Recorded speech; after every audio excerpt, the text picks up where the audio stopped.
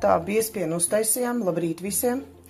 Biezpienu uztaisījām, tad no biezpiena, tas ir biezpiens, vaniļas cukurs, apelsīna miziņa sarīvēta, sāls, uz kilo 200 biezpiena 5 sēdam karotes malnā, krējums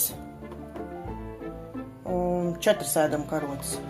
Cukurs aptuveni 100 gramu, var likt mazāk, varbūt man tur 80 gramu.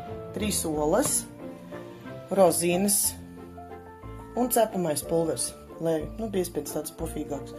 Tagad visu samaisam, veidojam masu. Oi, kāds foršs biezpiens sanācis ir, aromātisks. Un tas nav veikalā pirktais. Vienot sakot, samaisam.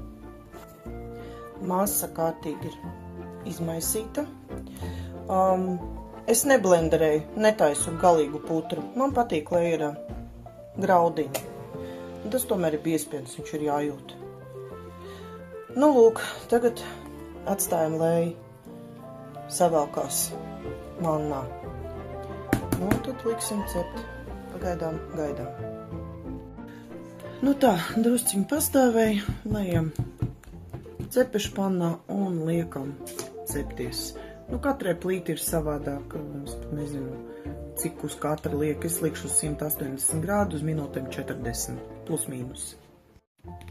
Nu, sacepums gatavs. Nedaudz runāks maliņas, bet tās ir sīkums. Tad mēs sagriezīsim gabaliņos.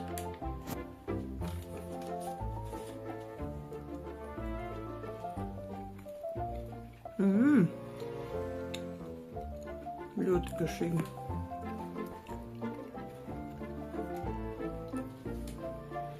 Mīksts.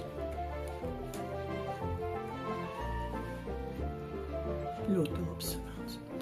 Vēl varētu uztaisīt kādu skābāku ķīselīti. Un būs tā kā bērnības garšās, kā skolā. Ķīsels ar biezpienu sacepumu. Taisiet, gatavojiet, mēģiniet pēc šīs receptes, tiešām ir ļoti garšīgi. Labu apetīti visiem!